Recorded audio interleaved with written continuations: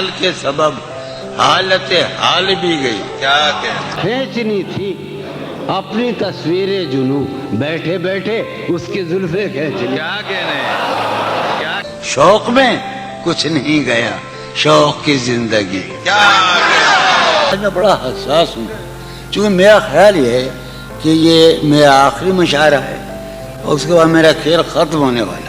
और इनके मशहूर शायरी में से एक ये भी शेर है कि बहुत नज़दीक आती जा रही हो, बिछड़ने का इरादा कर लिया है क्या। ये रामगाह भी सखी हसन कब्रिस्तान में मौजूद है, ये देख सकते हैं आप। और ये एक कमरा नुमा बना हुआ है, 4 दीवारी है और ये सामने गेट लगा हुआ है। इससे अंदर आप आएंगे तो आपको जोन एलिया साहब की आखिरी आरामगाह दिख जाएगी। जी बिस्मिल्लाहिर्रहमानिर्रहीम, अस्सलाम वालेकुम दोस्तों, आपको अपनी नई वीडियो में एक बार फिर से खुशामदीद कहता हूँ। और आज की इस वीडियो में मैं आपको एक ऐसी शख्सियत की आखिरी आरामगाह पर लेकर आया हूँ कि जो कोई अदाकार तो नहीं, लेकिन उन्होंने पाकिस्तान में काफ़ी ज़्यादा मकबूलियत हासिल की है और अपनी कम उम्र में उन्होंने शायरी शुरू कर दी थी लिखना। उनकी पैदाइश 1931 इंडिया अमरोहा में हुई थी। अब ये कोई शहर होगा इंडिया का अमरोहा, वहाँ पे हुई थी। मैं बात कर रहा हूँ जोन एलिया साहब की कि उनकी पैदाइश इंडिया के गांव अमरोहा में हुई थी 1931 में, और उन्होंने काफ़ी ज़्यादा किताबें भी लिखी थी। तो आज की इस वीडियो में मैं आपको उनकी आखिरी आरामगाह दिखाऊंगा और मज़ीद आगे बातें करूंगा, तो आप इस वीडियो में मेरे साथ रहिएगा। आइए।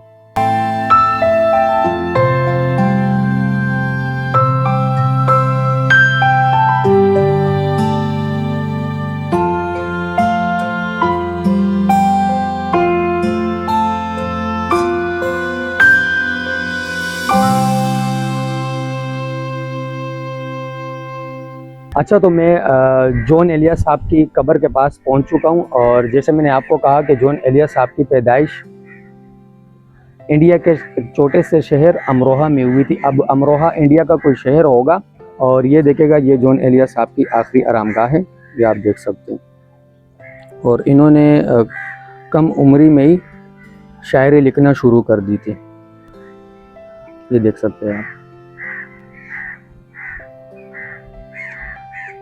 इनके मशहूर शेरों में एक ये भी मशहूर शायरी में एक ये शेर है कि इनके मशहूर शायरी में से एक ये भी शेर है कि बहुत नज़दीक आती जा रही हो, बिछड़ने का इरादा कर लिया है क्या।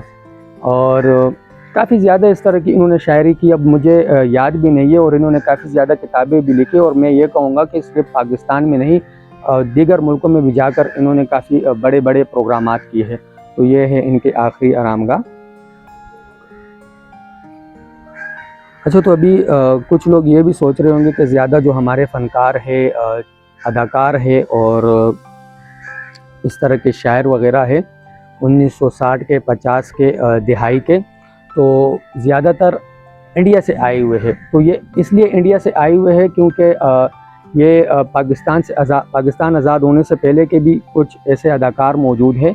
पहले इंडिया पाकिस्तान अलग नहीं हुआ था, तो अलग होने के बाद फिर काफ़ी ज़्यादा लोगों ने हिजरत की और वो पाकिस्तान आए। तो ये है इन जोन एलिया साहब की आखिरी आरामगाह। मैं आपको एक बार फिर से दिखा दूँ और इनकी आखिरी आरामगाह भी सखी हसन कब्रिस्तान में मौजूद है, ये देख सकते हैं आप। और ये एक कमरा नुमा बना हुआ है, 4 दीवारी है और ये सामने गेट लगा हुआ है। इससे अंदर आप आएंगे तो आपको जोन एलिया साहब की आखिरी आरामगाह दिख जाएगी। और मेरी यही कोशिश होती है कि मैं अपने जो हमारे फ़नकार है, जो हमारे अदाकार है, जो इस दुनिया से रुखसत हो चुके हैं, उनकी आखिरी आरामगाहें भी आपको दिखा दूँ। और उससे हटकर ट्रेवल्स वगैरह भी लोग भी मैं बनाता हूँ, यूनिक स्टोरी, यूनिक जगह होती है तो वो भी मैं आप लोग को दिखाता हूँ। और आज मैं सखी हसन कब्रिस्तान आया हूँ, मैंने आपको जोन एलिया साहब की आखिरी आरामगाह दिखा दी। और अगर आप में से कोई यहाँ पे आना चाहता है तो आप मेन गेट से अंदर आएंगे, सीधे हाथ पे ये देखिएगा, आपको मेन गेट नज़र आ रहा होगा, सखी हसन कब्रिस्तान का वो मेन गेट है। और ये सीधे हाथ पे गेट है, इस पे बाहर लिखा भी है जोन एलिया की आखिरी आरामगाह यहाँ पे। तो ये देखिएगा, ये जोन एलिया साहब की आखिरी आरामगाह है। और इन्होंने 8 साल की उम्र में शायरी लिखना शुरू कर दी थी। मैं तो हैरान ये हो रहा हूँ कि आजकल 8 साल के बच्चा सिर्फ वो मोबाइल चलाते और कोई काम उसको नहीं आता, लेकिन इन्होंने 8 साल की उम्र में शायरी लिखना शुरू कर दी थी। बहुत कम समय में इन्होंने मकबूलियत हासिल कर ली थी। तो उस दौर के लोगों में और इस दौर के लोगों में काफ़ी ज़्यादा फ़र्क है। तो अब मैं आपसे इजाज़त चाहूँगा क्योंकि वीडियो फिर काफ़ी ज़्यादा लंबी हो जाएगी। तो इंशाल्लाह फिर मिलेंगे नेक्स्ट टाइम किसी नए अदाकार या किसी और फ़नकार की आखिरी आरामगाह पे, या किसी और नई जगह पे, या किसी और यूनिक स्टोरी के साथ, या किसी और फ़नकार के आखिरी आरामगाह पे। तो दीजिए मुझे इजाज़त, इंशाल्लाह फिर मिलेंगे। अस्सलाम वालेकुम।